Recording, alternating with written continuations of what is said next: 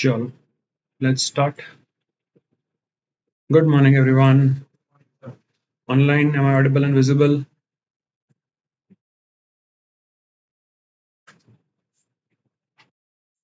Great. So today we are going to start revision of basic concepts for legal aptitude. So we'll be starting with the most basic one of all, contracts, right? So how many of you attended the theory session of contracts before? Some of you have done theory of contracts.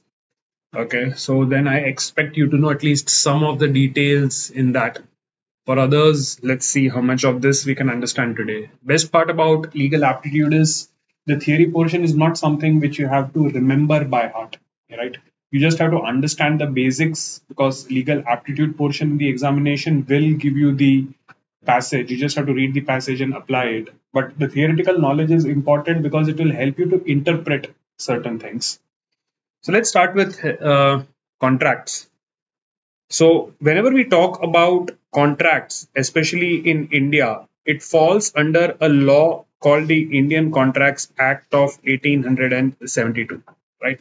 So, Indian Contracts Act 1872 or ICA 1872 is the written law which governs what contracts are.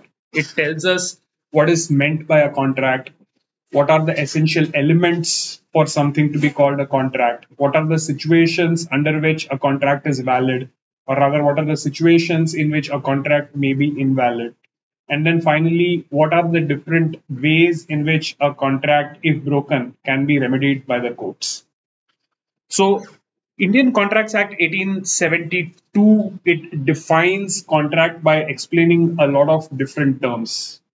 But before we get into the technical understanding of what is meant by a contract, let me ask you, what do you understand by a contract? In simple words, I don't want technical explanation, I don't want a definition. I want you to try and explain to me in simple words what is meant by a contract. Contract यानी क्या? क्या होता है contract? It is an agreement. Okay. Again, as a technical definition, agreement enforceable by law is a technical definition which I precisely said I don't want. I want you to give me an example of a contract. Where do you think contracts are used, or who do you think uses contracts?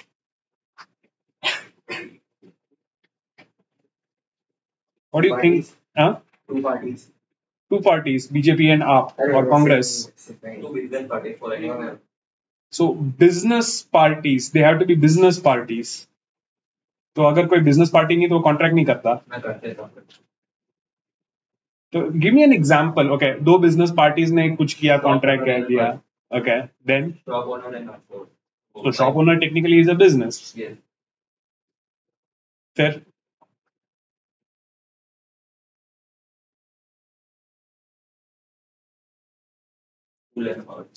has anyone here seen a contract or participated in a contract? Yes. कितने लोगों को लगता है कि हाँ हमने participate किया है कॉन्ट्रैक्ट में? Okay, और कितने लोगों को लगता है कि हमने कभी कॉन्ट्रैक्ट किया ही नहीं है लाइफ में? You guys have never been part of a contract. और बाकी की जनता जिन्होंने ना हाँ के लिए हाथ खड़ा किया, ना के लिए हाथ खड़ा किया, तीसरा कोई ऑप्शन ही नहीं है इसके अंदर, या तो हाँ या तो ना. It's a binary situation. So, you think you have never participated in a contract? Are you sure?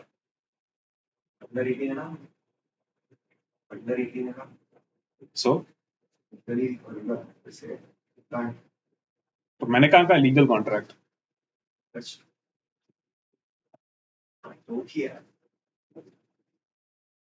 Have you ever been part of anything which is like a contract? So, to answer that situation, you just need to understand whether you have participated in any one of these activities. So, tell me if you have participated in an activity like purchasing something from a shop. Have you ever traveled by some sort of public transport? Right? If you have traveled by public transport, if you have purchased goods or services from somebody and made a payment for it, every single one of these transactions technically falls under a contract, right? So when we say contracts, most people think that the agreements made between businessmen or corporate houses is contract. But by definition, any agreement enforceable by law can be called a contract. So if I take a look at the Indian Contracts Act of 1872, it gives me a very, very simple definition. It says that an agreement enforceable by law is called a contract. So to understand this, we split this entire definition in two parts. One, we have to understand what is meant by an agreement. And second, we have to understand what is meant by the statement enforceable by law. So let's focus on the first part. It says that a contract is an agreement enforceable by law. So what is meant by an agreement? Tell me, what do you think is an agreement? Agreement यानी क्या?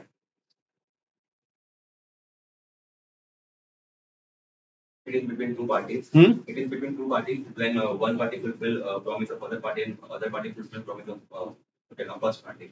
So basically, two or more parties, they commonly decide something between them, right? Both of them agree something in common. So from the word agree, we get agreement.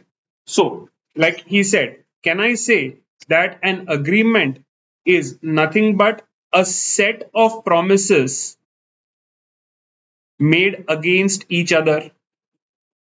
If A promises something to B and in return B promises something to A, so both A and B have made a promise to each other. So that entire thing between the parties is an agreement. Both of them have mutually agreed to do something for each other. So an agreement is a set of promises by each other. So for that, we need to understand what is meant by a promise. So if I say a contract is an agreement enforceable by law, and an agreement means a set of promises made between parties, then what is meant by a promise? Promise का मतलब क्या होता है?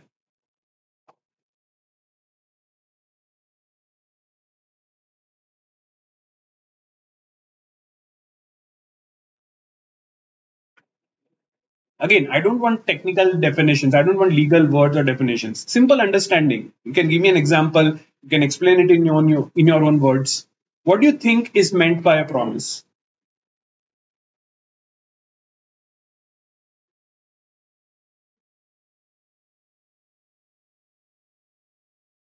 Promise word तो सुना है ना? हाँ. Anything which parties decide to fulfill against each other. Okay, sort of. Give me an example of a promise. Give me a situation where you think this is a promise.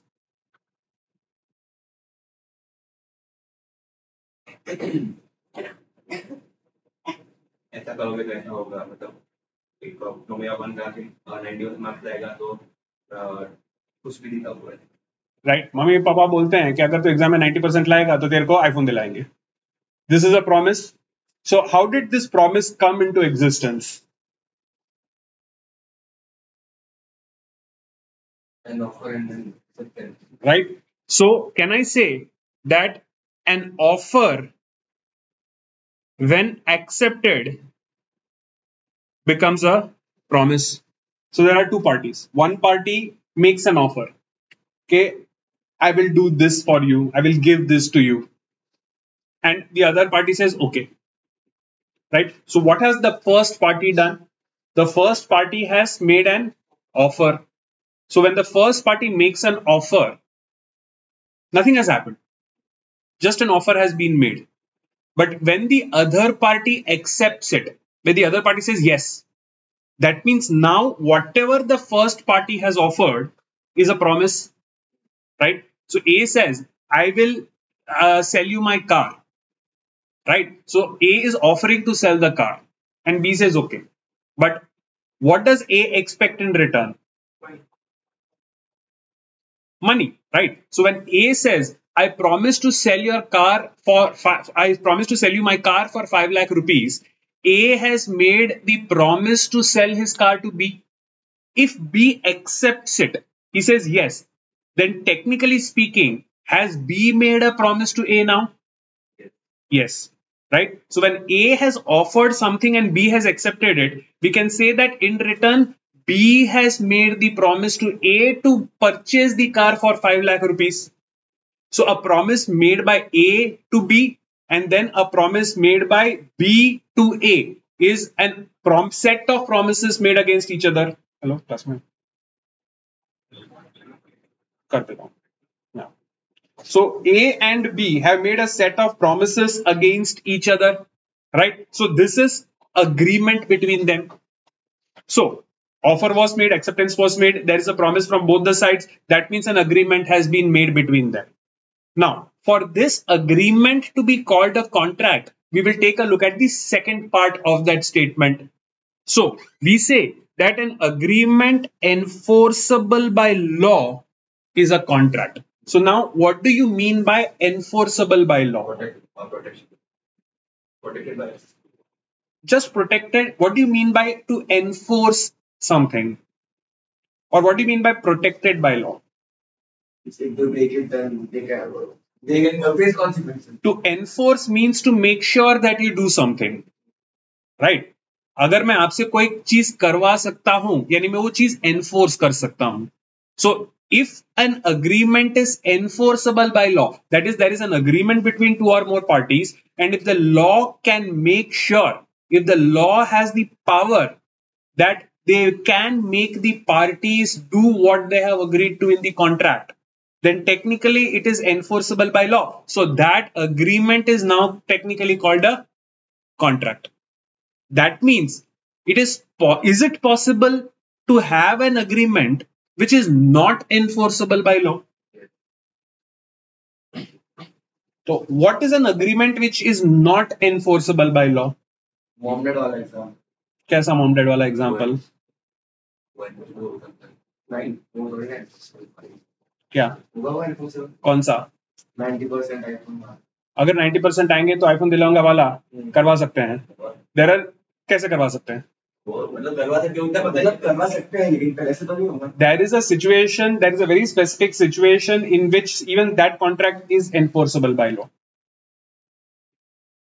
So give me an example कि दो लोगों के बीच कोई agreement हुआ है लेकिन अगर उनमें से कोई एक agreement को तोड़ता है तो ये enforce नहीं हो सकता. Wager agreement क्या होता है? Basically betting. So wager agreement इकलौते को क्यों छोड़ो? Anything illegal cannot be enforced by law. अगर मैं आज अग्री करता हूं किसी के साथ, मैं तेरे को पैसे देता हूं, तू जाके उसका मर्डर कर दे. मैंने उसको पैसे दे दिए लेकिन उस बंदे ने मर्डर ही नहीं किया. Can I go to the court and say कि हमारा तो कॉन्ट्रैक्ट इसे एनफोर्स करवाओ? नहीं, right? So one of the prime things which we have to keep in mind is that only a legal object can be enforceable by law. Correct? चलो, एक completely legal चीज है लेकिन फिर भी लॉ से एनफोर्स नहीं कर सकता. क्या ऐसा कोई सिचुएशन पॉसिबल है? दो लोग दोनों पार्टीज मेजर है. मतलब एक्सेप्शन बोलने की जनरल सिचुएशन जहां पे दो प्रॉपर लोगों के बीच में कोई एग्रीमेंट है लेकिन कोर्ट मना कर देगा उसको एनफोर्स करने से.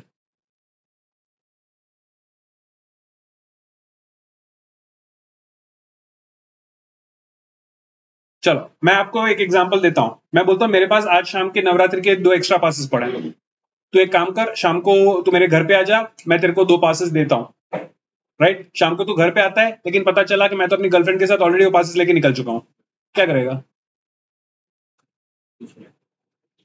या मैं बोलता हूं कि नवरात्रि के बाद तेरे को लॉ गार्डन में मैं कुल्फी खिलाऊंगा. लॉ गार्डन नवरात्रि खत्म होने के बाद तू आता है वहां पे, मैं तो हुई नहीं वहां पे. क्या करेगा?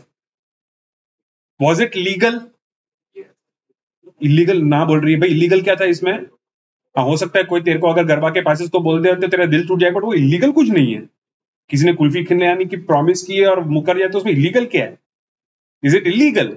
No. But why is it not enforceable by law?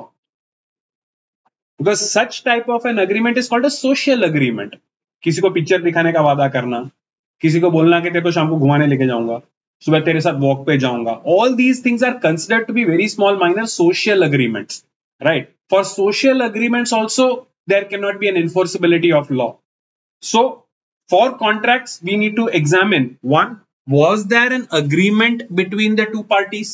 and second, the type of agreement which has been made between the parties, was it enforceable by law?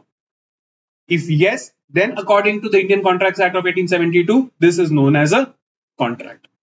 So offer, so ये पूरा कॉन्ट्रैक्ट्स का झमेला चालू कहां से होता है? We start the contract by making an offer, right? So the first step is an offer. Offer means what? So A tells B, I'm going to give you something, or A tells B that I'm going to do something for you. So a good or a service, right? That could be an offer. An offer can also be to agree to not to do something. Supposing I have a legal right to do something, लेकिन मैं कहता हूं कि तेरे लिए मैं अपने इस लीगल राइट को जाने देता हूं, तो वो भी एक तरह का ऑफर हुआ. जैसे मेरे घर के सामने कोई बड़ा प्लॉट है और बच्चे लोग वहां पे क्रिकेट खेलते हैं, तो मैं उन बच्चों को ऑफर देता हूं कि बेटा जी, मेरा तो हक है, मेरा ग्राउंड है, मैं जब चाहे उस पर बिल्डिंग खड़ा कर सकता हूं, लेकिन अपने काम करते हैं. तू मेरे को हर साल 5 करोड़ रुपए दे और मैं बिल्डिंग, वो प्लॉट को खाली छोड़ दूंगा, उस पर बिल्डिंग नहीं बनाऊंगा. So what offer have I made? I have made an offer to not to do something in return of something. Technically, is it valid as an offer? Yes. So an offer to do something, give something, or not to do something to which I have the legal right can be considered an offer. Right? So, offer जो होता है, one of the first requirements is that the offer must be communicated to the other person. Right? मेरे मन में एक offer है, लेकिन जब तक मैं जिसको वो ऑफर दे रहा हूं उसको वो ऑफर बताता नहीं, उसको पता कैसे कि उसके पास ऑफर है? एंड अगर मुझे पता ही नहीं कि मेरे पास ऑफर है, तो मैं क्या किसी चीज को एक्सेप्ट कर सकता हूं?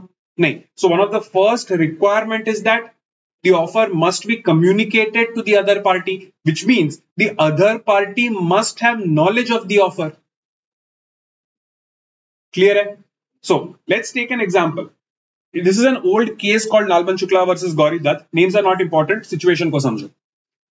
एक आदमी है, अमीर सेठ है, और उसका एक छोटा सा भांजा भतीजा कुछ होता है, वो खो जाता है. The nephew gets lost.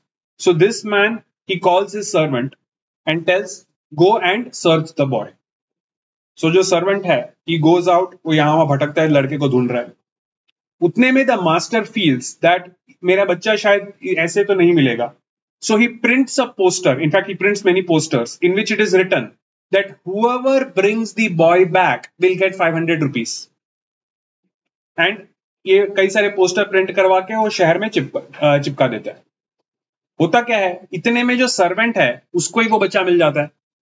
तो सर्वेंट बच्चे को लेके सेठ के हाथों वापस कर देता है, और बच्चा सेठ को मिल गया. उसके बाद जब सर्वेंट जाता है तो उसकी नजर पोस्टर पे गिरती है.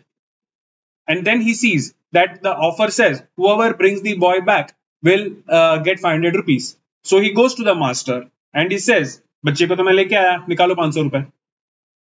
Master says, नहीं दूंगा. दोनों कोर्ट में जाते हैं.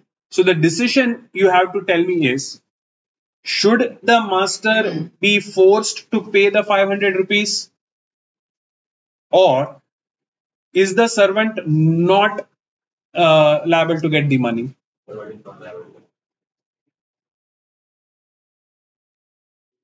क्या लगता है? कितनों को लगता है कि पैसे देने की कोई जरूरत नहीं है? ओके, कितनों को लगता है पैसे देना चाहिए? तीसरा क्या डिसीजन है? तारीख पे तारीख इस कोर्ट में नहीं होता. और कंफ्यूजन है, कोई डाउट है तो पूछ लो. What will help you solve this question? Did you understand the situation, the facts? Okay. जरूरी है कि 500 रुपए देने को नहीं. वही तो मैं पूछ रहा हूँ, सवाल ही वो है. 500 रुपए देना जरूरी है कि नहीं है?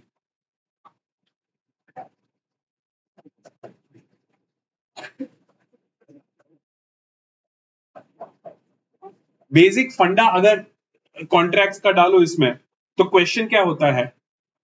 If there is a contract between the parties, then it is payable. But if there is no contract between the parties, then it is not payable. So पहला सवाल तो यही है ना कि क्या पार्टीज के बीच में कॉन्ट्रैक्ट है? नहीं है। तो क्यों नहीं है? पोस्टर पे लिखा के पूरे शहर में चिपकाया है। तो नॉलेज नहीं थी ना सर सारे को। कैसे पता? चाइल्ड मिल गया उसके बाद देखा ना उसने पोस्टर को। सो पोस्टर तो लगा है ना, लेकिन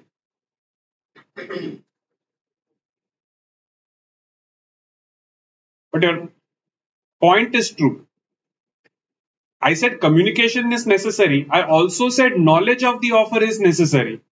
So the main question which you will have to ask is, did the servant know about the offer before he brought the child back? No. क्योंकि बच्चा वापस आ गया उसके बाद ही उसने पोस्टर को देखा. And more importantly, whether the poster was there or not, would the actions of the servant be different? Poster की वजह से सर्वेंट बच्चे को लेके आया है, तो पोस्टर ना भी होता तो क्या सर्वेंट का एक्शन चेंज होता? No. So the important thing is the servant did not have knowledge of the offer, and when the servant did not have knowledge of the offer, can it be said that he has accepted the offer? और कोई offer accept ही नहीं हुआ तो कोई contract ही नहीं है. So technically speaking, because there was no knowledge of the offer, right, there is no contract, and when there is no contract, the servant is not liable to get the money. Clear? So it's not just a question of clear communication between master and servant, right? The question is, did the servant have knowledge about the offer? Did the servant know that such an offer existed? And the point is, the facts say that he came to know about it after he brought the boy back. And once the boy is already back, do you think the offer stands? Does the offer remain valid? No, automatically it expires. Clear? Hai? Okay. So now here we have to understand that offers can be of two types. One, we have something called a specific offer, and two, we have something known as a general offer. What is meant by a specific versus what is meant by a general offer? If I guess general will be कि उसने पूरे share में poster लगा दिया general होगा. So a specific offer technically is an offer made to a specific person which can only be accepted by that specific person or an agent authorized by that person. अगर मैं कहता हूं कि मैं mister x को अपनी गाड़ी बेचना चाहता हूं 500 रुपए में, तो या तो एक्स हां बोल सकता है, या तो एक्स का कोई एजेंट है वो एक्स के बिहाफ में हां बोल सकता है. मैं बोलता हूं एक्स को मैं अपनी गाड़ी 500 रुपए में बेचने को तैयार हूं, और आप में से कोई 500 रुपया मुझे देते बोलते मुझे वो गाड़ी बेचो. Do I have to sell you that car? No, मैंने आपको ऑफर किया ही नहीं है.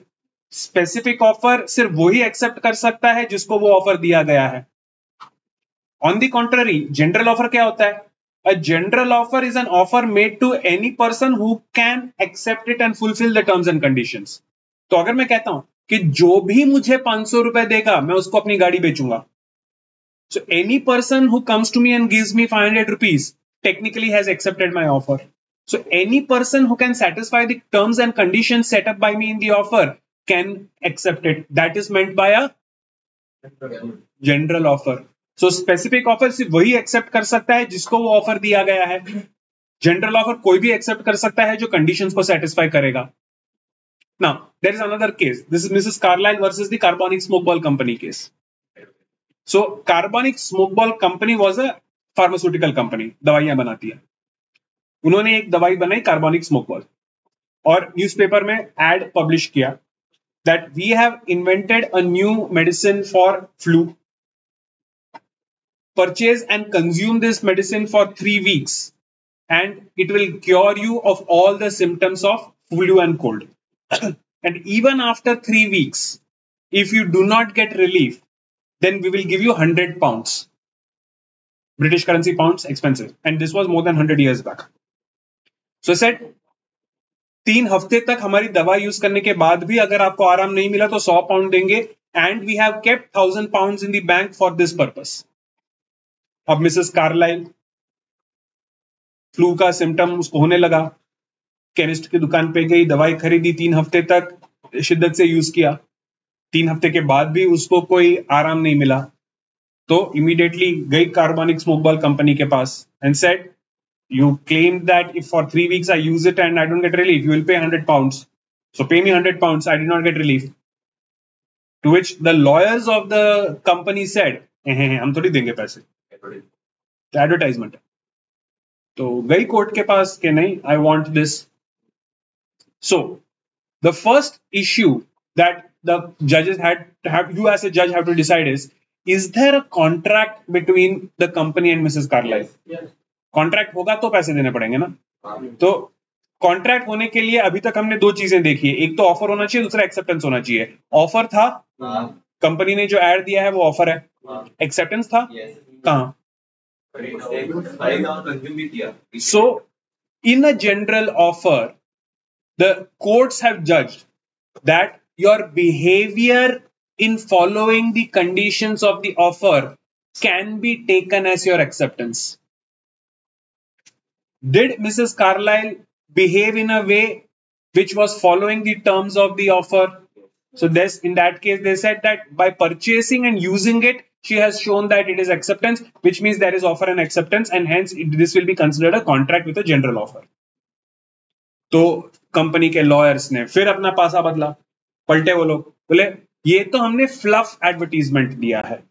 Now, what is meant by a fluff advertisement? कई ऐसे कंपनीज के एड्स होते हैं जिसके अंदर जो वो क्लेम करते हैं that is not suppose to be taken seriously. Classic ad is Red Bull. Red Bull का एड पहले क्या कहता था? रेडबुल गिव्स यू विंग्स, यानी कि अगर मैं छत पे चढ़ के रेडबुल पी के कूदता और मेरे पंख नहीं निकले तो can I sue Red Bull?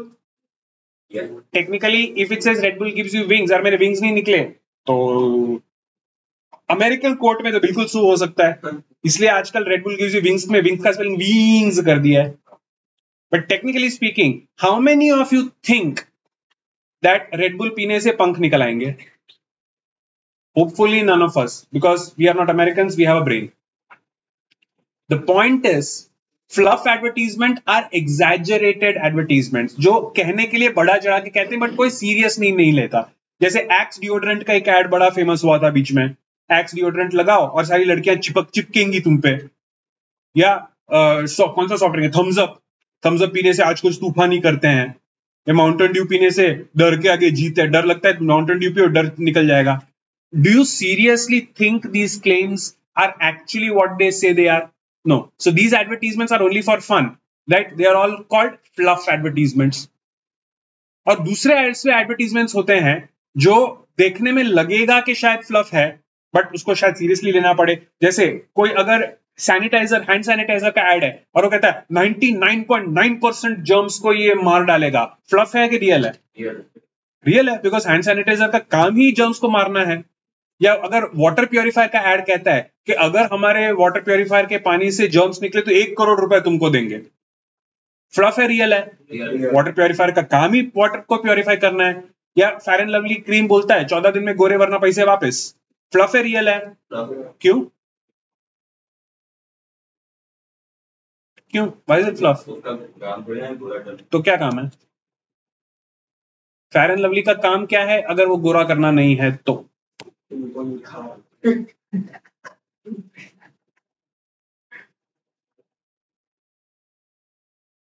Tell me, it is sold as a skin whitening cream, or at least it used to be sold. Cases हुए और फिर उनको बराबर बनाई तो कंपनी का नाम भी चेंज करना पड़ा एंड क्लेम बंद कर दिया. बट इनिशियली जब Fair and Lovely was sold as a skin whitening cream, is it technically a whitening cream? So is it technically a function, the primary function of that? Yes. सो 14 दिन में अगर मैं लगा के गोरा नहीं हुआ तो मैं इज्जत से पैसे वापस मांगूंगा. Correct? It's not a fluff ad, right? X वाला एड फ्लफ क्यों नहीं है? फ्लफ क्यों है? क्योंकि एक्स का प्राइमरी काम लड़कियों को अटैक करना नहीं है. एक्स का प्राइमरी काम क्या है? लोगों से ये बात को छुपाना कि 4 दिन से नहाए नहीं हो, राइट? रेडबुल का फ्लफ एड माना जाता है. क्यों? बिकॉज रेडबुल का काम लोगों को पंख देना नहीं होता है. रेडबुल का काम कुछ भी नहीं होता है, टाइम पास है, right? So in this case Mrs Carlisle versus the carbolic smoke ball company, जो उन्होंने क्लेम किया था कि अगर 3 हफ्ते के यूज के बाद आपको आराम नहीं मिलेगा तो 100 पाउंड देंगे, फ्लफ है या रियल है? रियल. व्हाई? बिकॉज उसका जो मेन पर्पस है उसी के ऊपर उन्होंने क्लेम किया है. So they said this is a general offer which has been accepted by performance and hence it is a contract and it is not to be considered as a fluff advertisement. So the Carbonic Smoke Ball Company had to pay. And एक और चीज थी जिसपे वो पीछे नहीं हट कर सकते थे. अगर वो कहना चाहते थे कि हमने तो मजाक में ऐड दिया है, तो सामने वाली पार्टी ने कहा तो फिर 1000 पाउंड अपने बैंक में क्यों डाले. अगर आप सिर्फ मजाक में 100 पाउंड देने की बात कर रहे थे तो आप ये नहीं लिखते कि हमने 100,000 पाउंड बैंक में जमा करके रखे हैं. आपने तो ऐड में ये भी लिखा है, that means you are serious about paying the money. So technically a general offer can be accepted even by performance. Correct. Okay. So offer दे दिया, सामने वाले को पता चल गया ऑफर है मेरे पास. तो ऑफर के अंदर, ऑफर के सामने अब क्या होगा? Part 2 is acceptance. राइट. तो जब मुझे कोई ऑफर देता है, मेरे पास दो ऑप्शंस हैं. या तो मैं उसको मना कर दूं, और किसी के ऑफर को मैं अगर रिजेक्ट कर देता हूं तो बात खत्म, पती गई, मैटर फिनिश. लेकिन अगर मुझे वो ऑफर पसंद आया तो मैं उसे एक्सेप्ट करूंगा, हां बोलूंगा. तो एक्सेप्ट जब आप करते हो ऑफर को, you have to remember that your acceptance needs to satisfy two conditions. One, your acceptance must be absolute, and second, your acceptance must be unqualified. So acceptance को absolute and unqualified होना, इसका मतलब क्या है? Absolute यानी कि 100%. अगर मैं कुछ आपको ऑफर करता हूं, आप पूरी तरह उसको एक्सेप्ट करो या रिजेक्ट करो, आधा अधूरा काम नहीं कर सकते.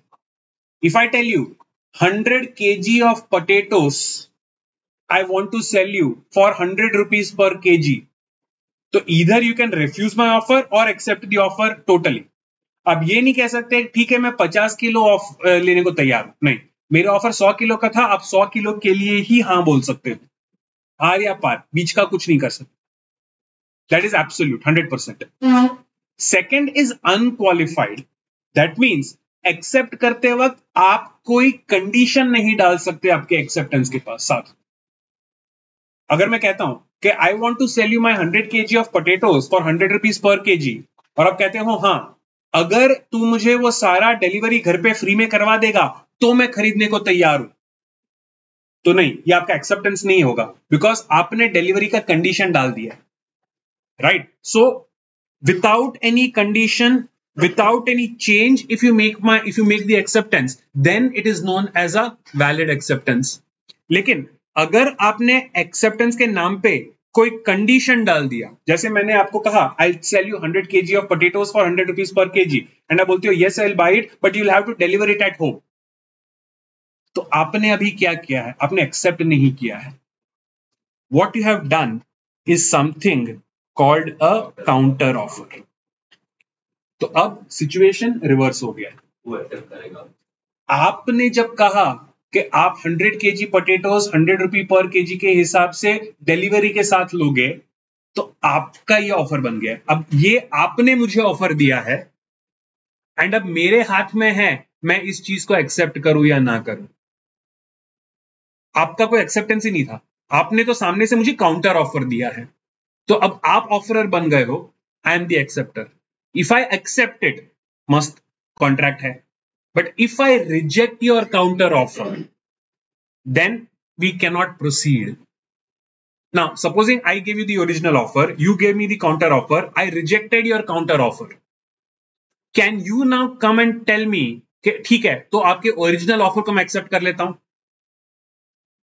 Can you accept my original offer if I have rejected your counter offer? The technical answer is no. A counter offer kills the original offer. जैसे ही आपने काउंटर ऑफर दिया, मेरा ऑफर खत्म हो चुका है, वो दुनिया भी नहीं है. अब अगर मैंने आपके काउंटर ऑफर को रिजेक्ट किया तो आप सामने से मेरे ऑफर को एक्सेप्ट नहीं कर सकते. आप ये कह सकते हो ठीक है मैं तेरे ओरिजिनल ऑफर को लेने को तैयार हूं, यानी आप मुझे ओरिजिनल ऑफर का ऑफर दे रहे हो और मैं उसे एक्सेप्ट या रिजेक्ट कर सकता हूं, बट आप सामने से एक्सेप्टेंस नहीं दे सकते मेरे ओरिजिनल ऑफर के लिए, क्योंकि मेरा ओरिजिनल ऑफर आपके सामने है ही नहीं. आपने अपने काउंटर ऑफर से मेरे ओरिजिनल ऑफर को हटा दिया. So did you understand what is meant by an offer? what is meant by an acceptance and what is meant by a counter offer, right? चलो, अब है तो हम इंसान, सलमान खान तो है नहीं कि एक बार मैंने कमिटमेंट कर दी तो अपनी भी नहीं सुनता। तो बंदा ऑफर देता है, लेकिन उसको लगता है यार ऑफर में मजा नहीं है, मुझे ये ऑफर वापस ले लेना है। तो क्या ऑफर देने वाला खुद के ऑफर को कैंसिल कर सकता है? Can an original offerer withdraw his own offer? The technical word is revoke the offer, revocation of the offer. दिए हुए ऑफर को क्या आप वापस खींच सकते हो?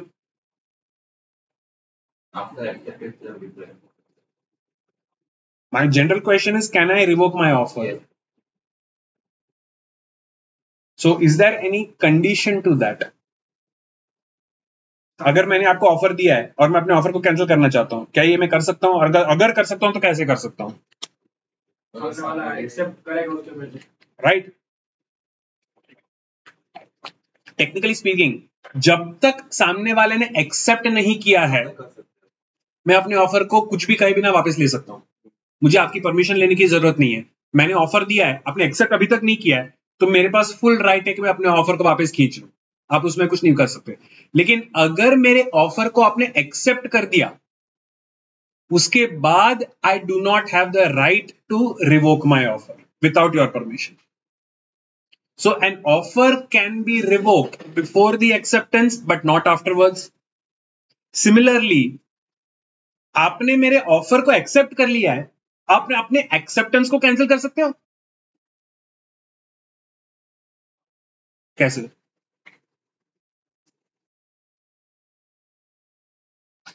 मैंने आपको ऑफर दिया, आपने हाँ बोल दिया, और फिर आपको मना करना है, हाँ नहीं बोलना है।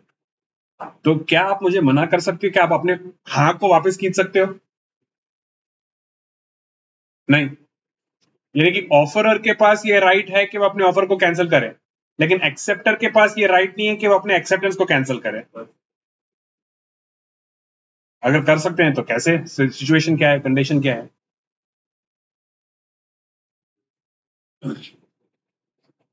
How do I cancel my acceptance, or how do I revoke my acceptance?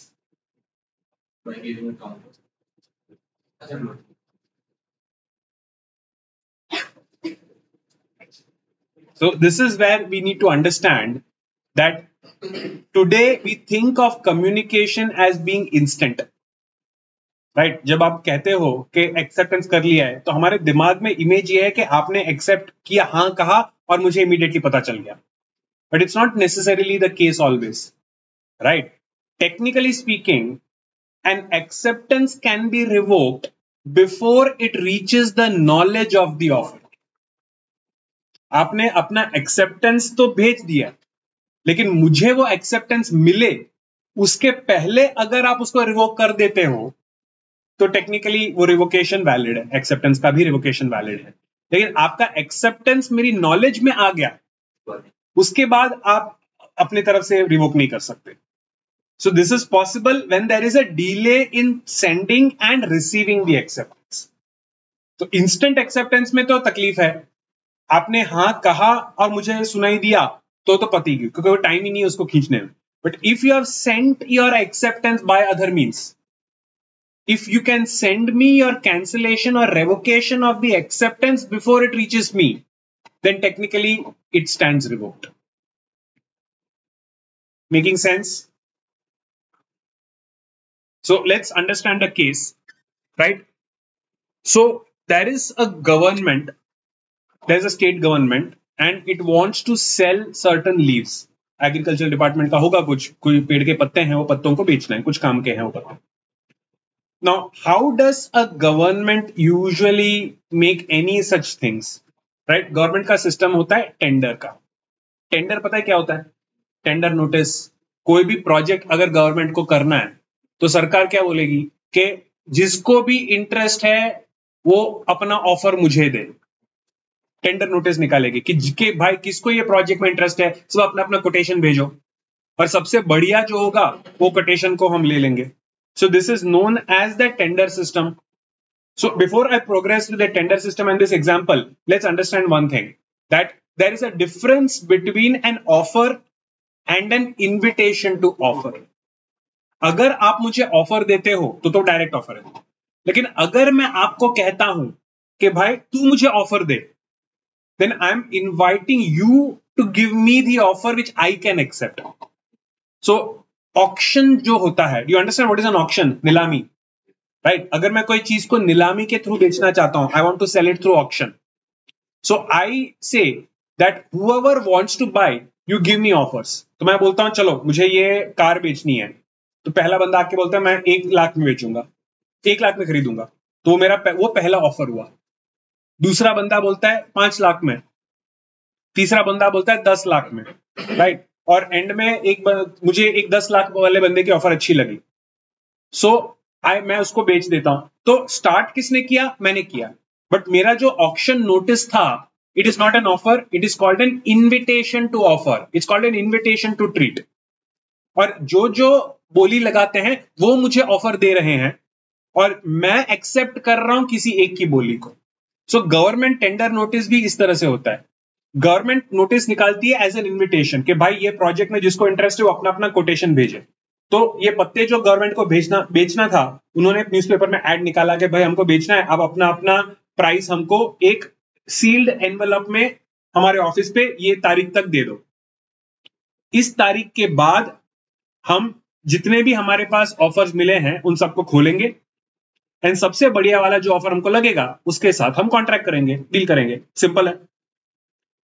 तो उन्होंने नोटिस में ये भी लिखा कि अगर आप नोटिस सारे टेंडर खुलने से पहले चाहो तो अपना टेंडर वापस भी ले सकते हो, लेकिन हम वो टेंडर वापस तभी देंगे अगर हमारे पास कम से कम एक और वैलिड टेंडर हो. यानी 2 या ज्यादा लोगों ने अगर हमको ऑफर दिए हैं तो आप अपनी टेंडर वापस ले सकते हो, लेकिन आपके अलावा अगर हमारे पास कोई दूसरा टेंडर नहीं आया तो ये टेंडर आपको वापस लेने नहीं दिया जाएगा. तो अपने जो बिजनेसमैन भाई साहब थे उन्होंने टेंडर भर दिया, राइट? ऑफिस में पहुंचा दिया सील लेटर. अब लेटर खुलने की तारीख से पहले बिजनेसमैन को लगा कि मुझे ये नहीं चाहिए, मुझे इस प्रोजेक्ट में कोई इंटरेस्ट नहीं है, तो ऑफिस पे पहुंच के कहता है कि यार मुझे कोई इंटरेस्ट नहीं है, आप मेरी चिट्ठी को खोलो मत, आप ऐसे ही मेरे को वापस दे दो, मैं अपना टेंडर वापस ले रहा हूं. तो गवर्नमेंट वाले तकलीफ में आ गए, बोले भाई साहब किसी और ने टेंडर भरा ही नहीं है और हमारा नोटिस तो क्लियरली कहता है कि अगर कोई दूसरा व्यक्ति होगा जिसका टेंडर है हमारे पास तो आप अपनी टेंडर वापस ले सकते हो, बट हमारे पास तो सिर्फ आपका टेंडर है तो हम आपको वापस टेंडर दे ही नहीं सकते. बोलता है नहीं मुझे लेकिन इंटरेस्ट ही नहीं है प्रोजेक्ट में.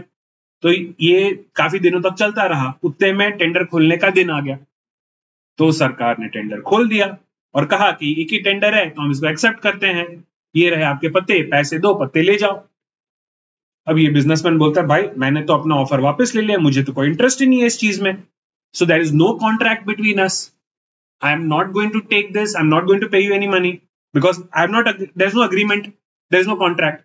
The government says no, we have accepted your offer, which means you will have to purchase it from us. So they go to the court. सरकारी काम है, कोर्ट का भी काम है, लंबा चलेगा, बट लीव्स आर सच कि उसको उतने देर तक रख नहीं सकते.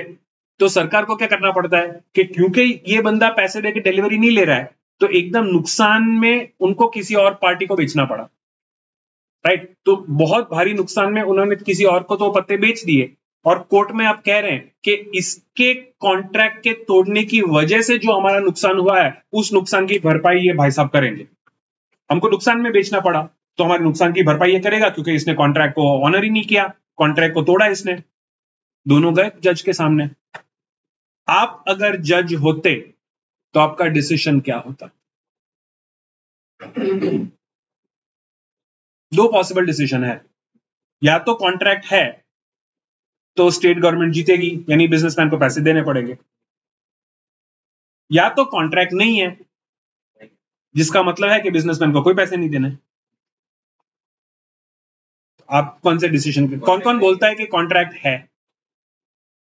How many of you feel there is a contract, the businessman has to pay the money to the government? You feel there is a contract, which means the businessman has to pay the money. Okay, anybody else? Okay, कितनों को लगता है contract नहीं है? पैसे देने की कोई जरूरत नहीं है। 100% व्यू नहीं है, तो बाकी की जनता क्या है, कॉन्ट्रैक्ट है या नहीं है? कोई तीसरा ऑप्शन तो है ही नहीं अपने पास।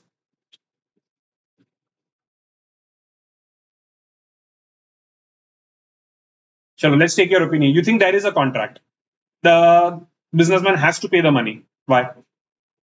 बिजनेसमैन की एक्शन से वो थी, उसकी एक्शंस डिपिक्ट कर रही थी कि उसने अग्री किया है उसका, मतलब स्टेट गवर्नमेंट की नोटिस से। और उस नोटिस में भी आपने बोला कि क्लियरली लिखा था कि अगर टेंडर 2 से ज्यादा होंगे और आपको वापस में तो आप दे सकते हो। करेक्ट, वो लिखा था अंदर। करेक्ट। तो नहीं है तो बिजनेसमैन को भरपाई करनी पड़ेगी, आई थिंक। पक्का? So you think there is a valid contract and hence the businessman has to pay the money? और उस नोटिस में इतना सब क्लियरली तो लिखा था। Okay.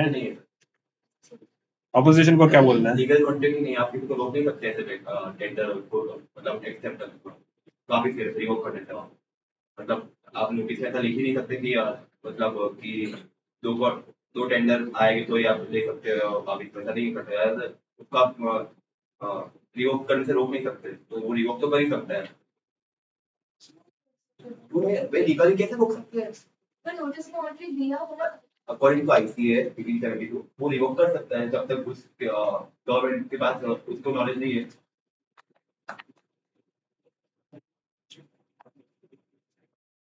इतनी आसानी से गिव अप मत कर। लॉयर बनना है तो लड़ना सीखो, सही गलत वो नहीं, अपने तरफ से जो लगता है वो बोलो।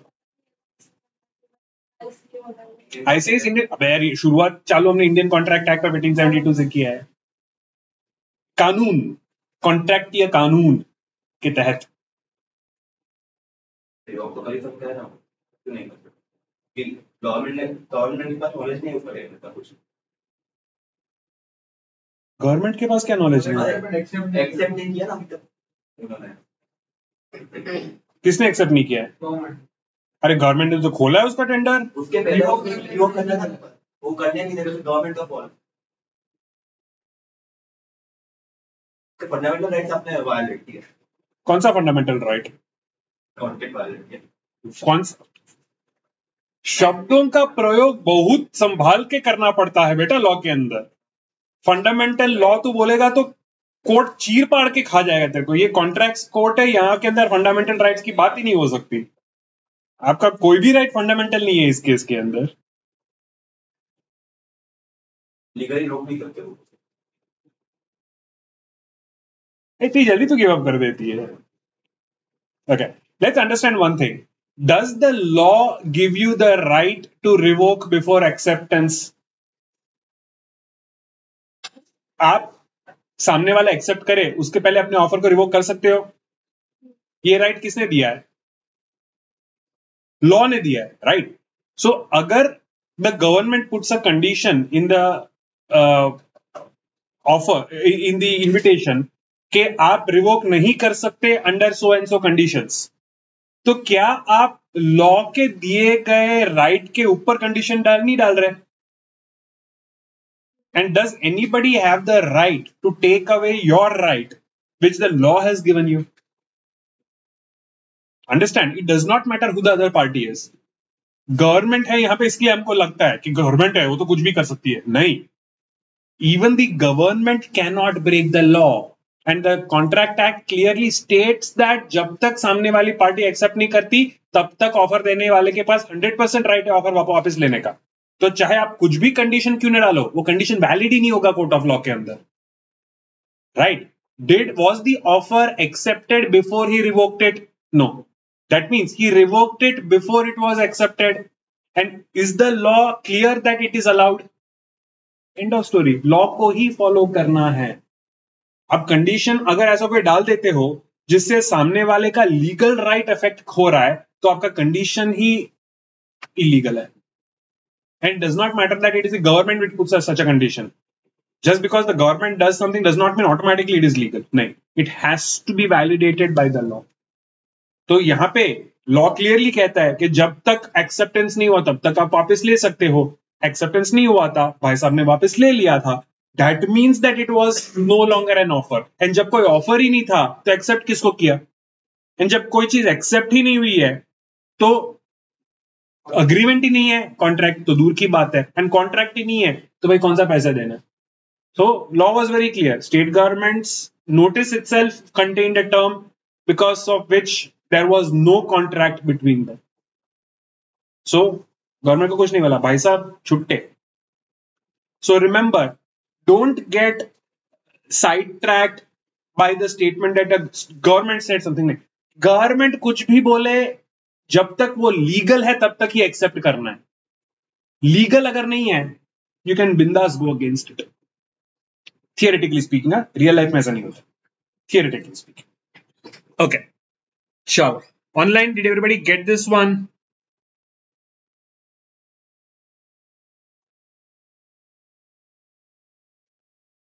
बढ़िया है.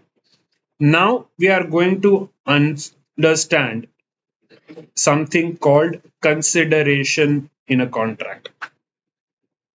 Consideration, legally speaking, is something which you get in return. कीमत, price. So the simple principle, no consideration, no contract. A B को अगर कुछ देता है, B रिटर्न में A को अगर कुछ देता है, then that means consideration is flowing from both the parties, right? Let us say you come to study, right? Is there a contract between us? Yes. What am I getting? I'm getting a consideration. What are you getting? Knowledge. A service of mine. Knowledge मिल रहा है नहीं मिल रहा है पता नहीं, आधी जनता तो सो रही होती है, बट मैं अपनी सर्विसेज दे रहा हूं. And do my services have a value? Yes. So you are also getting a consideration. I'm also getting a consideration. That means there is a consideration. So if consideration does not flow from one party to another, that means there is no contract, and consideration has to be of real value. So let us say I am the bhakt of a Dharm Guru Babaji, and मेरे पास 100 करोड़ की property है. तो बाबा जी बोलते हैं कि बेटा तू अपने 100 करोड़ की प्रॉपर्टी मेरे नाम कर दे, मैं तेरे को ये 100 करोड़ रुपए देता हूं. Keeping in mind consideration, is this a valid contract between us? वो मेरी 100 करोड़ की प्रॉपर्टी ले रहे हैं, रिटर्न में मुझे 100 करोड़ रुपए दे रहे हैं. Is this a valid consideration between, is this a valid contract between अस? कोई प्रॉब्लम नहीं है. ओके, बाबा जी मुझे बोलते हैं कि बेटा तेरी 100 करोड़ की प्रॉपर्टी मुझे दे, रिटर्न में मैं तुझे आशीर्वाद दूंगा. नहीं. कानून की नजरों में is this a valid contract? No. Why not? I don't know what you mean. Ashirwad is not, I guess. What is the commercial value of आशीर्वाद? आशीर्वाद की कीमत क्या है? पर ग्राम, पर फुट, पर किलो, जो भी हो. Is there a commercial? मेरे मन में हो सकता है कि हाँ बाबा जी का आशीर्वाद, इससे बढ़िया कोई चीज ही नहीं है मेरी दुनिया में, बट कानून की नजरों में is there a commercial value for आशीर्वाद? No. So there is no contract. Now supposing Baba ji tells me बेटा तेरी 100 करोड़ की प्रॉपर्टी मुझे दे, मैं तुझे रिटर्न में 1 रुपया दूंगा. Is that a valid contract Yes. According to consideration between us? Yes. Baba ji को 100 करोड़ की प्रॉपर्टी मिल रही है, मुझे 1 रुपया मिल रहा है. Yes. Is that a valid contract Yes. between us? Yes. The answer is yes. Because कहीं पे ये नहीं लिखा गया कि consideration has to be equal और consideration has to be proportional. किसी ने ये नहीं कहा कि जितनी वैल्यू हो उतनी मिलनी चाहिए.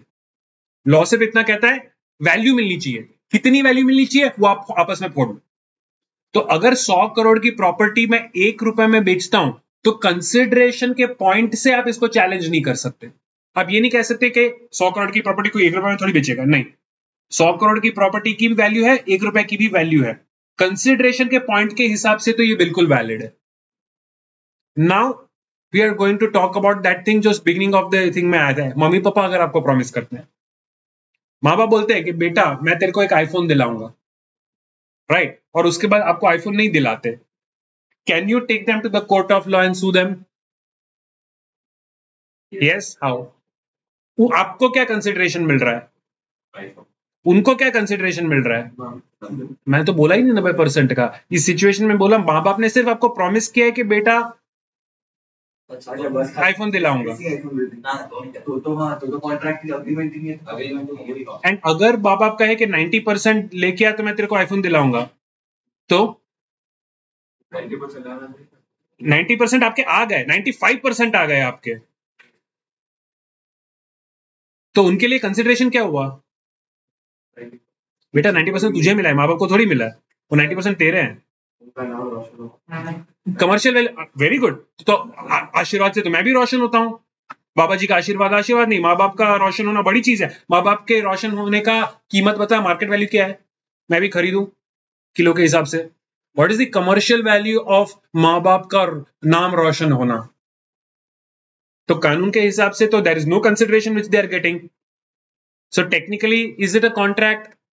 No, but the law has a provision which says that if there is an agreement between two parties where there is natural love and affection between the parties, and if such a agreement is written and registered with the law, then it is enforceable as a contract. अगर दो parties के बीच में जो agreement हो रहा है वो दो पार्टीज के बीच में नेचुरल लव एंड अफेक्शन का होना ऑब्वियस है, तो पेरेंट्स एंड बच्चे के बीच में नेचुरल लव एंड अफेक्शन हो सकता है, राइट?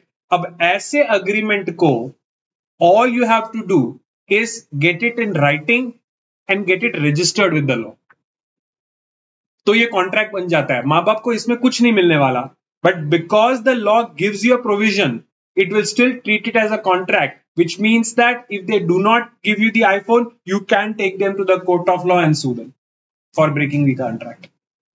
So माँ बाप से अगर कोई प्रॉमिस फुलफिल करवानी हो एज अ कॉन्ट्रैक्ट, रिक्वायरमेंट क्या है?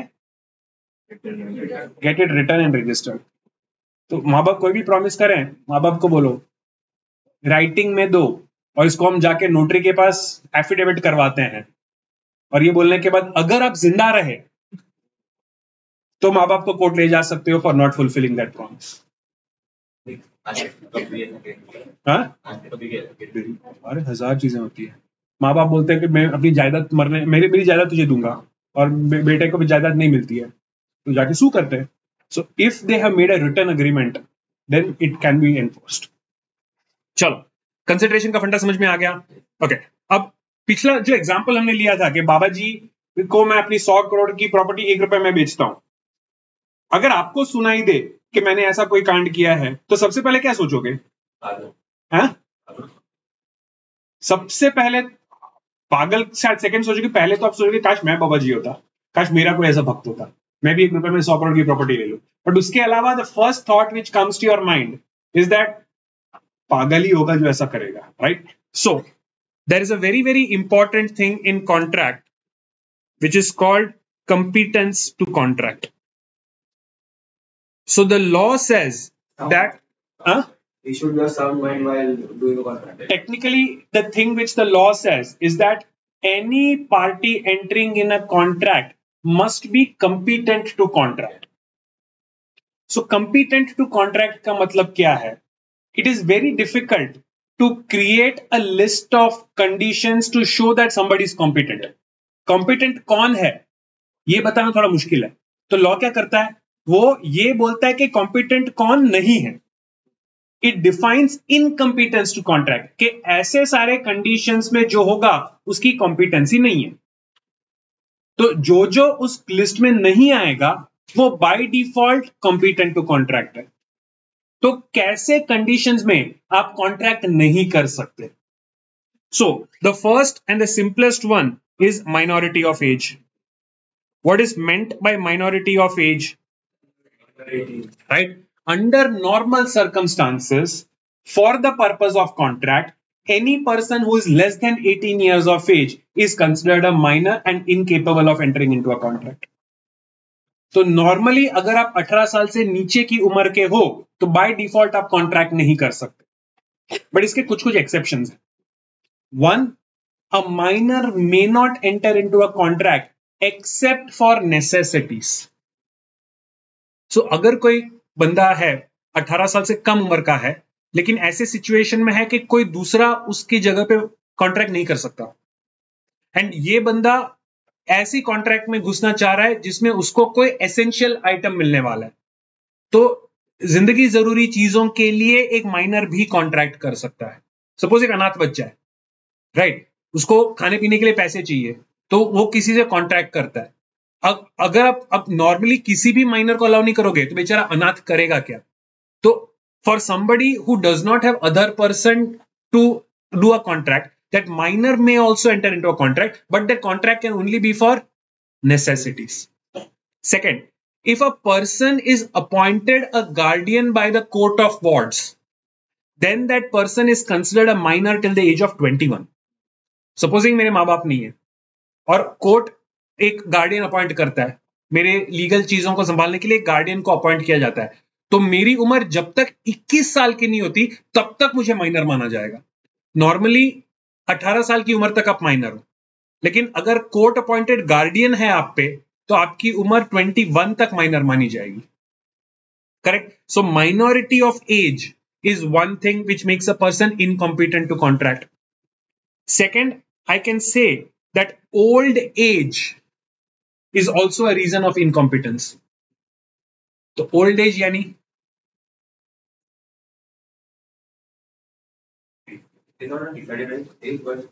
राइट, माइनॉरिटी के लिए तो नंबर है 18, लेकिन ओल्ड एज का कोई नंबर नहीं होता, वो case to case court decide करेगा। अगर एक पर्टिकुलर सिचुएशन में the court feels that because of old age this person is not capable of making decisions independently, then old age can be used as a reason to say that there is incompetence to contract. बूढ़ा होने के बाद भी अगर court को लगता है कि ये व्यक्ति की मेंटल हालत ठीक है, वो अपने खुद का ख्याल रख सकता है, तो उसका कॉन्ट्रैक्ट वैलिड है।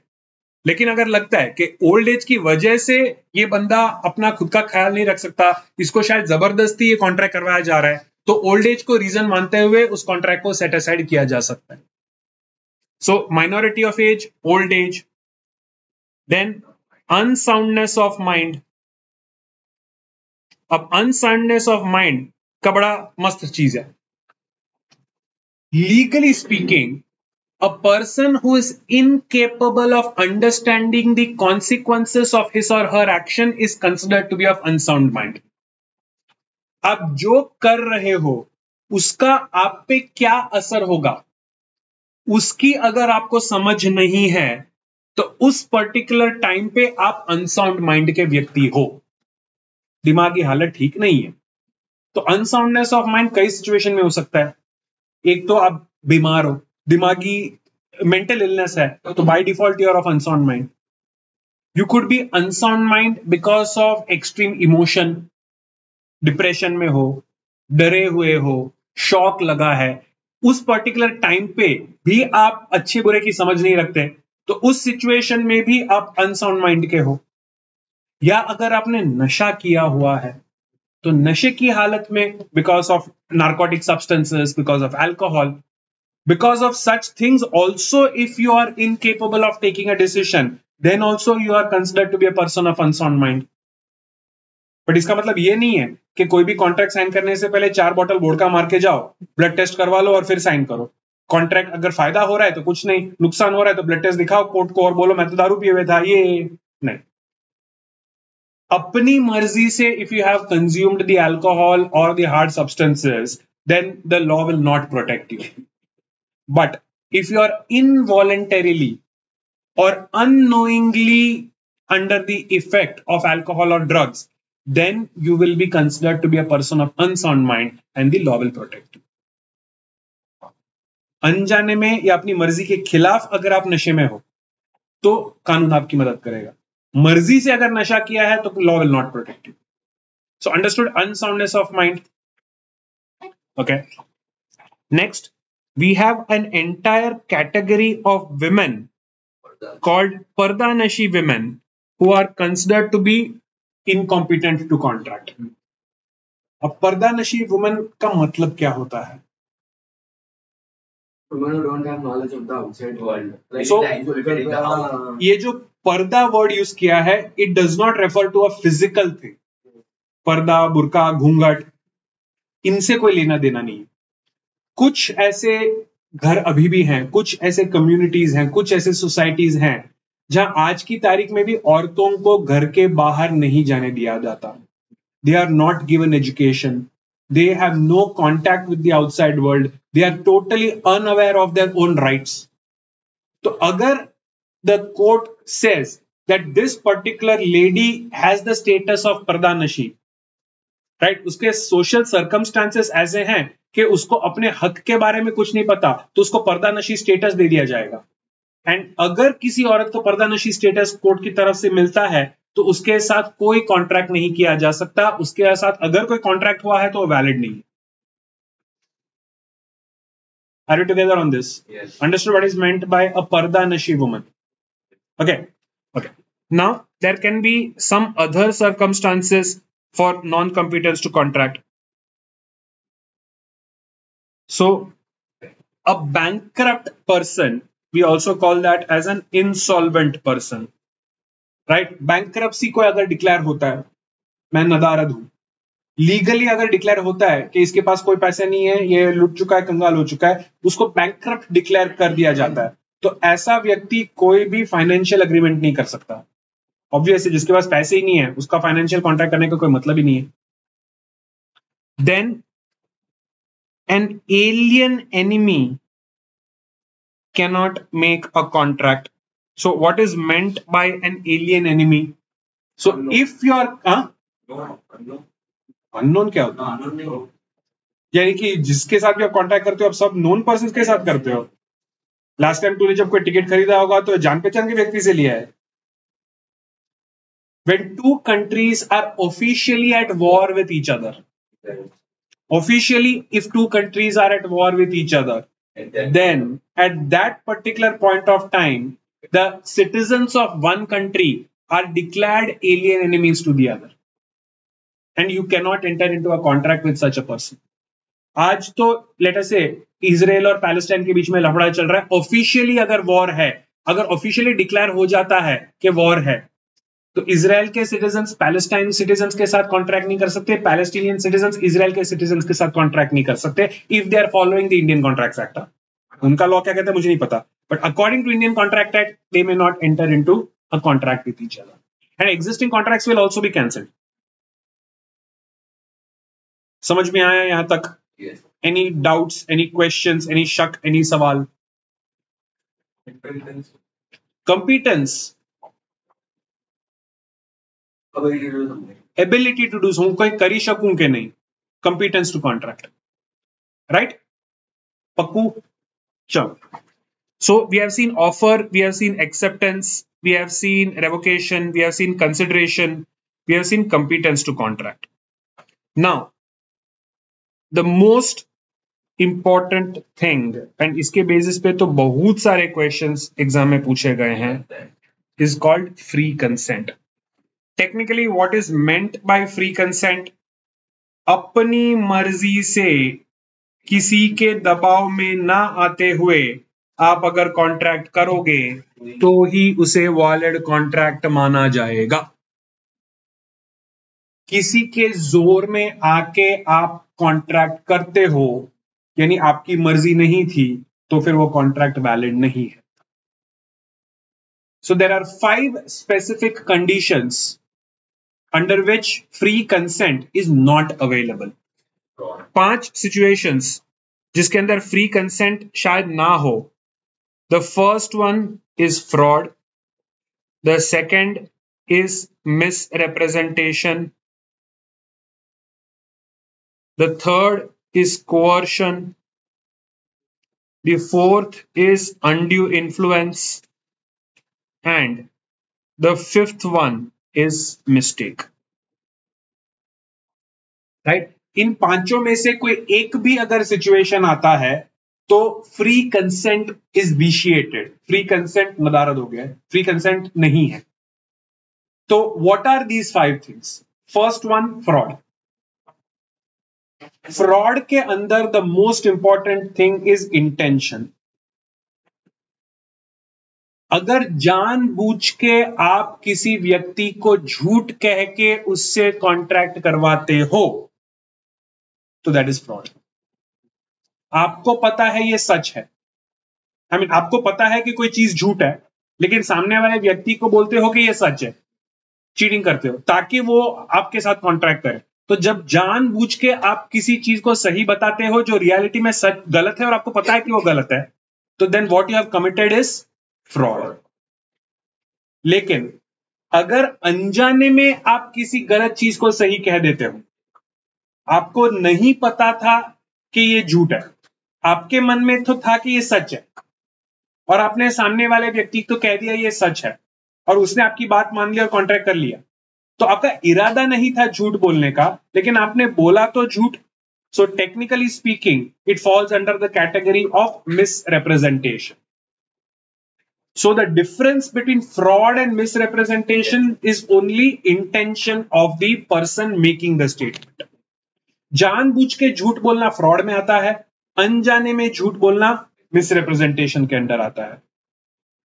एंड फ्रॉड के अंदर समटाइम्स एक प्रिंसिपल आपको दिया जाएगा, silence is not fraud unless there is a duty to speak.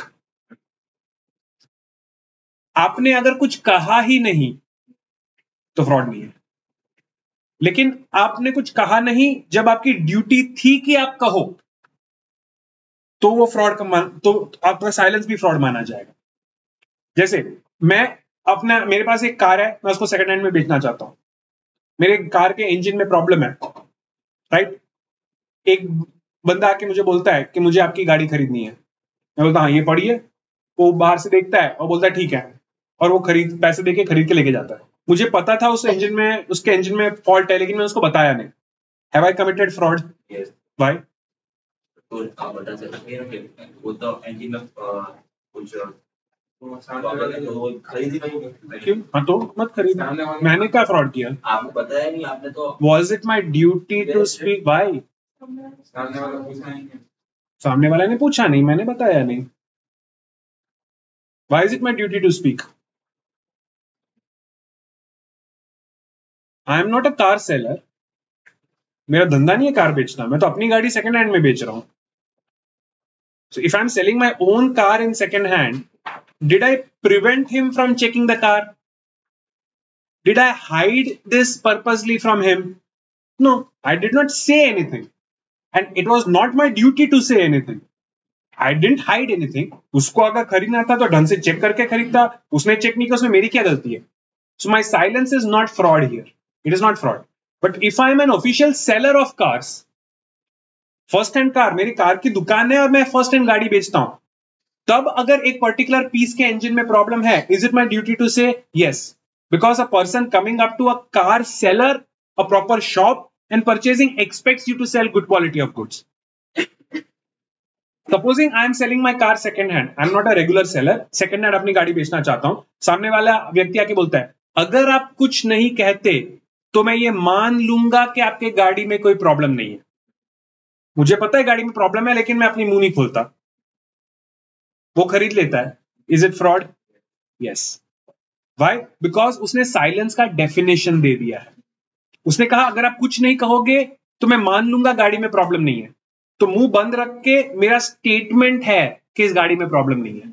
Here silence is equivalent to speech. So understand, silence is not fraud unless there is a duty to speak. Are you together till there? Okay, so fraud, misrepresentation, the basic difference is intention, knowledge. Third is coercion.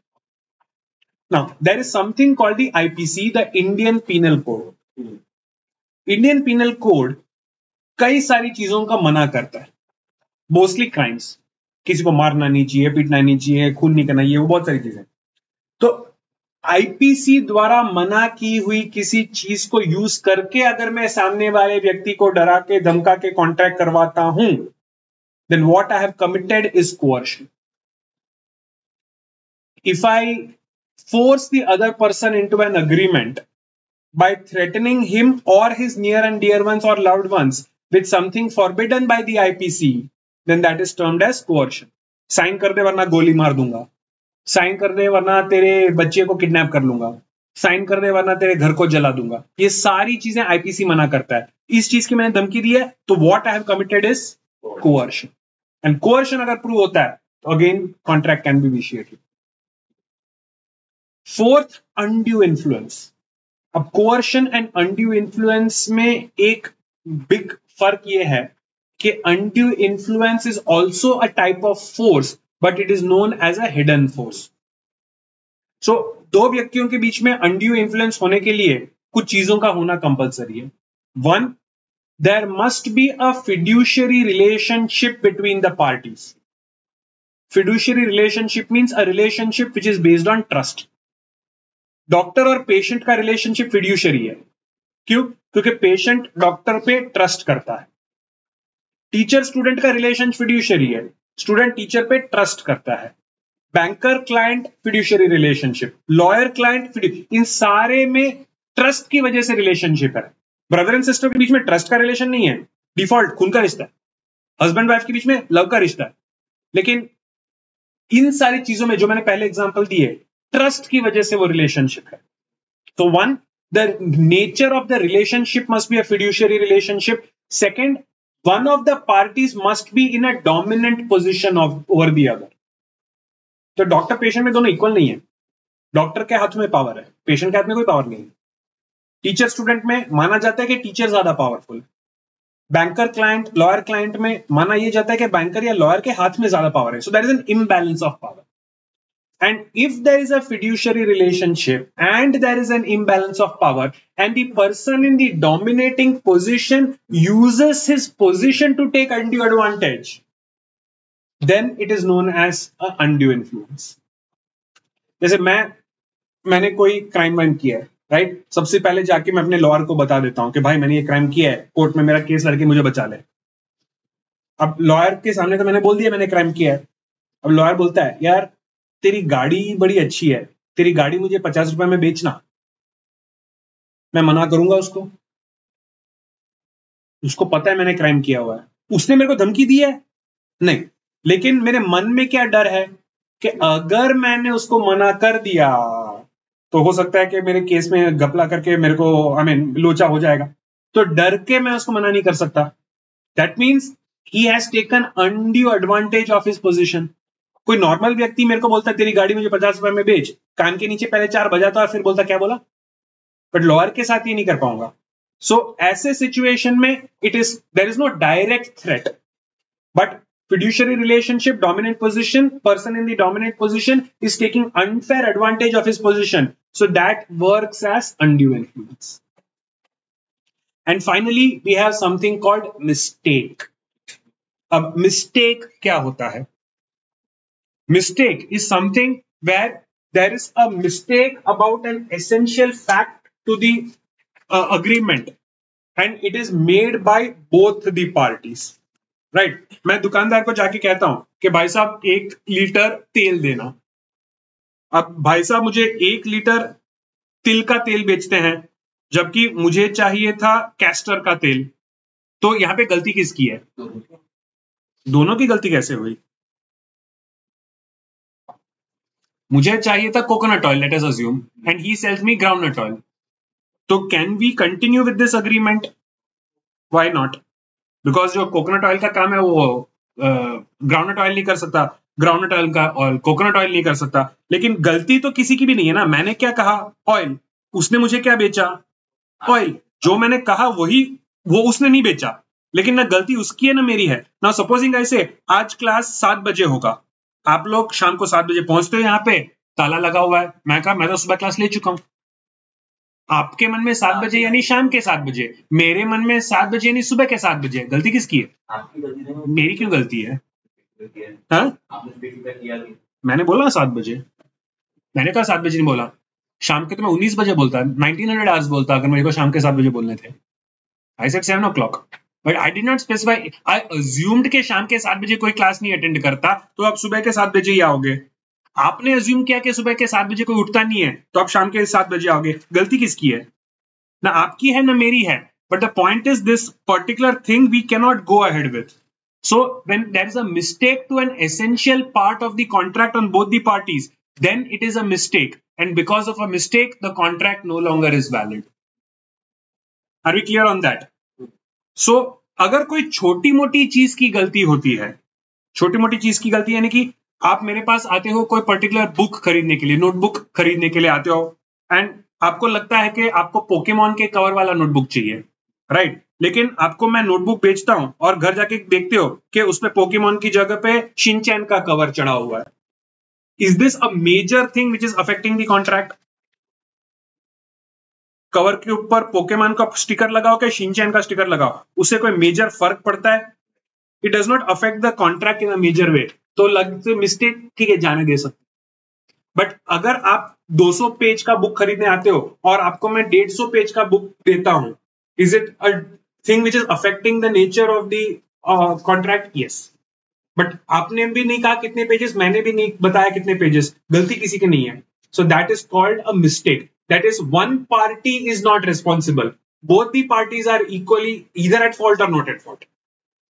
So then, by mistake also, the contract can be rendered void. Clear, check? Now, remember, there are two terms which will be used when it comes to free consent. वो कहेंगे कि कुछ conditions के अंदर contract is void, and कुछ conditions के अंदर they will say that the contract is voidable. अब इन दोनों terms का difference समझना जरूरी है. अगर law कहता है कि because of this contract is void, उसका मतलब है कि आपके पास कोई चॉइस नहीं है, वो कॉन्ट्रैक्ट खत्म हो चुका है. The law has said this contract is over, you can not do anything.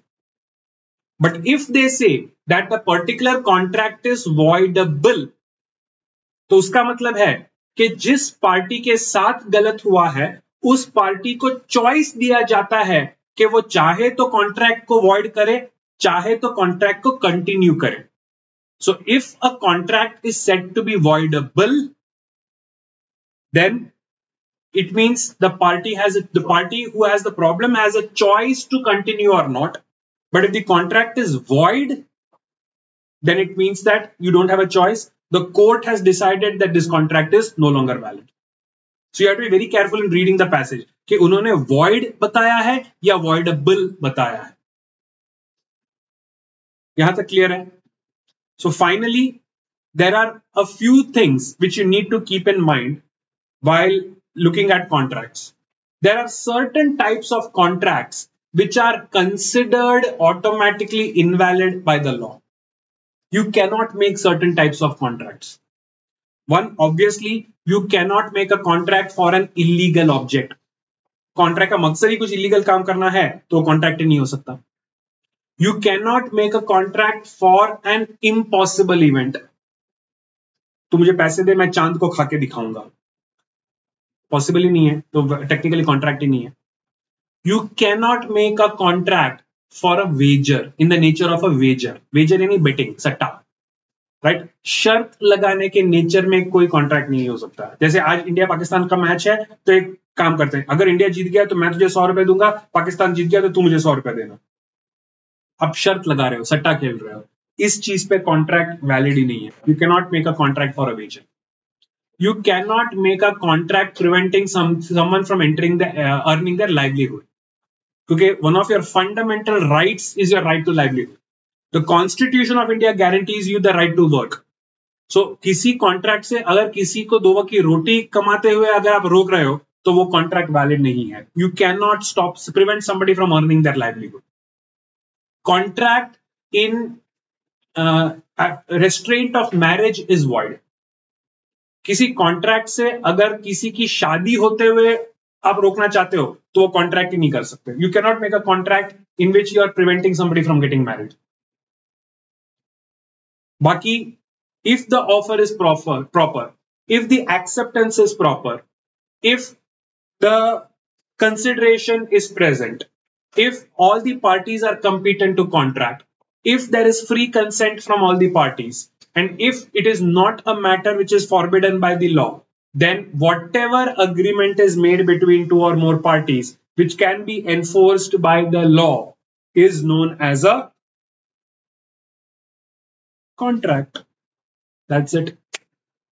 More or less contract जो कॉलेज में 1.5-2 साल पढ़ोगे, हमने less than 1.5 hours में outline सीख लिया है.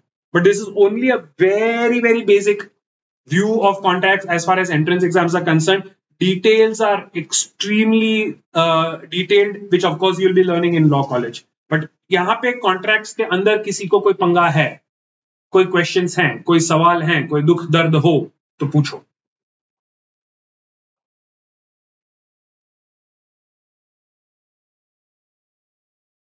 No questions online. Everybody understood whatever we did so far? Can you please explain mistake again? Okay. A mistake technically is something where both the parties did not purposely do it, but there is no consensus ad idem. So for mistake, we will use a word consensus ad idem. What consensus ad idem means? Meeting of minds. Meeting of minds basically means जो मैंने जिस तरीके से कहा वो आपने उसी तरीके से समझा. If I say 5 o'clock and I meant 5 o'clock in the morning and you heard 5 o'clock and thought of 5 o'clock in the morning, that means there is meeting of our minds.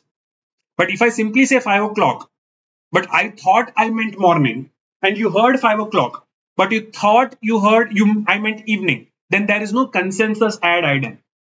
Then there is a mistake. It is not purposely done, but we did not agree. Technically, there is no agreement on what we meant. What I meant was something different. What you understood was something different.